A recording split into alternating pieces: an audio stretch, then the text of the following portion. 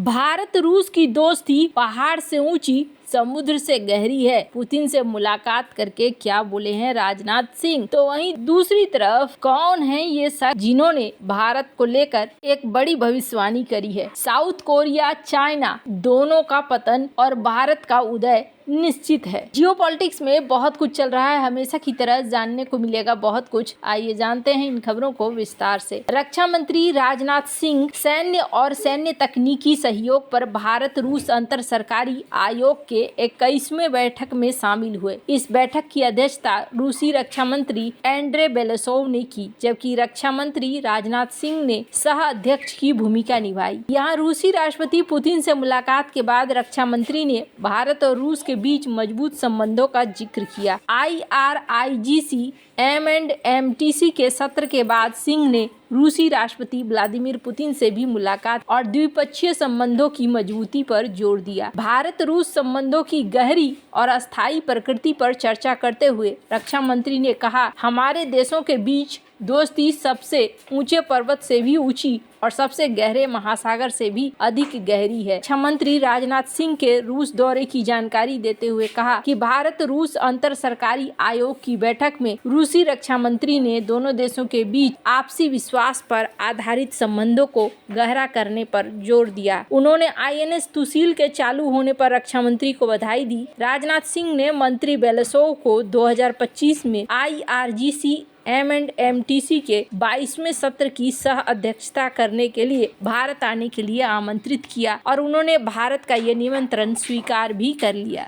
रक्षा मंत्री सिंह ने बैठक के दौरान कहा कि 2021 से 31 के लिए सैन्य तकनीकी सहयोग समझौते के क्रियान्वयन से मेक इन इंडिया को आवश्यक प्रोत्साहन मिलेगा। बैठक के दौरान केंद्रीय मंत्री राजनाथ सिंह ने अपने घरेलू रक्षा उद्योग की क्षमताओं को सभी डोमेन और औद्योगिक सहयोग में विस्तारित करने के लिए भारत सरकार के दृढ़ संकल्प की आवाज उठाई। उन्होंने मेक इन इंडिया परियोजनाओं में रूसी उद्योगों की भागीदारी बढ़ाने के नए अवसरों पर जोर दिया। उन्होंने रूस के साथ विशेष और विशेषाधिकार प्राप्त रणनीतिक साझेदारी के प्रति भारत की प्रतिबद्धता भी दोहराई है। ये जो मीटिंग है, ये मीटिंग बहुत खास है। इसलिए खास है क्योंकि इस मीटिंग का मतलब है भारत सुखोई 57 लेने की सोच रहा है या फिर तेजस इंजन का विकल्प भी ढूंढ रहा है। खैर, जहां एक तरफ ये सारी चीजें हो रही हैं, वहीं दूसरी तरफ स्क्रीन पे इन तस्वीरों को देखिए। ये तस्वीर बताते हैं कि राष्ट्रपति पुतिन और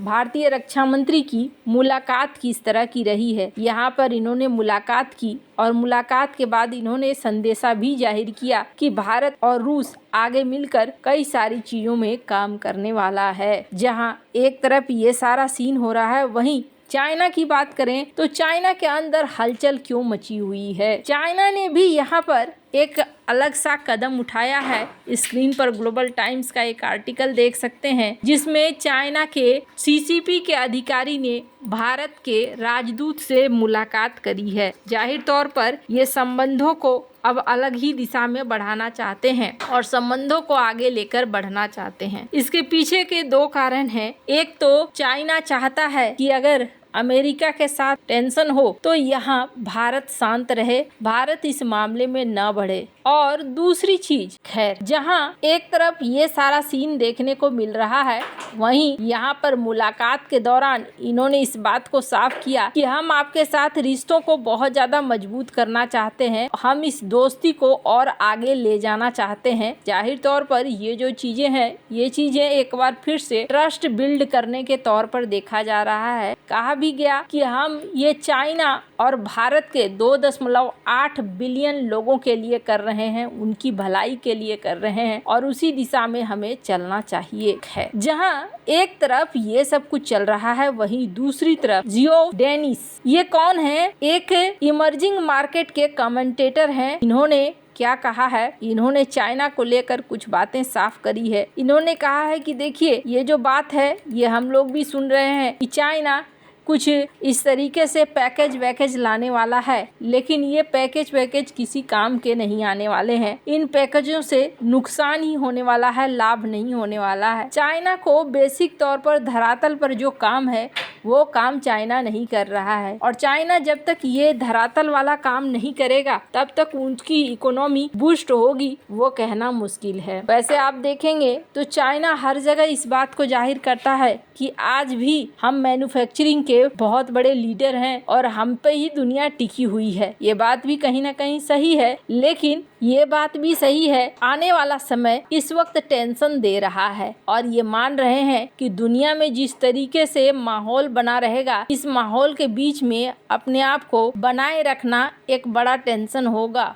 खास तौर पर आर्थिक टेंशन होगा कि आर्थिक तौर पर कैसे बनाकर रखा जाएगा। इसी बीच ये भी कहा जा रहा है कि दक्षिण कोरिया की जो स्थिति है वो स्थिति भी भारत के लिए फायदेमंद है। हालांकि दक्षिण कोरिया में अभी खासा कुछ ऐसा नहीं हो रहा है, चीजें रुक ही जाएंगी, समस्याएं रुकेंगी, पर यहाँ पर जो इनका मैन्युफैक्चरिंग सेक्टर है वो सेक्टर भी यहाँ धराशायी होता हुआ दिख रहा है। स्वतंत्र ईएम टिप्पणीकार जेफ डेनिस ने कहा कि कोरिया इस साल बहुत कमजोर बाजार रहा है। ईएम सूचकांक में डॉलर के लिहाज से ये करीब 19% नीचे है और इसलिए ये कोरियाई बाजार के लिए और भी अधिक पीड़ादायक है। हमें देखना होगा कि राजनीति कैसे आगे बढ़ती है। आज सुबह हम दक्षिण कोरिया से ऐसी खबरें सुनकर जागे हैं जिसमें बेशक मंगल ग्रह का कानून लागू किया गया था, फिर उसे हटा दिया गया। अब महाभियोग की खबर है। दक्षिण कोरिया में केंद्रीय बैंक के असाधारण आम बैठक के संबंध में बहुत कुछ चल रहा है, लेकिन ये सवाल उठता है कि क्या भारत उन सुरक्षित आश्रयों में से एक है जहां राजनीतिक स्थिरता है, जहां आर्थिक स्थिरता है, जबकि यहां तक कि चीन, दक्षिण कोरिया, पश्चिम एशिया, ये सभी देश अपनी उथल पुथल से गुजर रहे हैं। क्या ये भारत को इस समय सबसे अच्छे अवसरों में से एक बनाता है? जेफ डेनिस ने कहा, हाँ ऐसा है और मैंने हमेशा इसके लिए बहस की है, चाहे बाजार ऊपर जा रहे हो या नीचे जा रहे हो। मुझे लगता है कि सापेक्ष रूप से भारत एक अच्छी जगह है। मेरा मतलब है कि दक्षिण कोरिया में ये घटनाएं स्पष्ट रूप से असाधारण है, पूरी तरीके से अप्रत्याशित है। किसी ने भी इनके आने की कल्पना नहीं की थी। कोरिया इस साल बहुत कमजोर बाजार रहा है और भारत इस वक्त स्टेबल है। कहा जा रहा है कि अभी तो आगे कोरिया में ऐसा कुछ भी नहीं देखने को मिल रहा है जो गलत है, लेकिन हाँ, दक्षिण कोरिया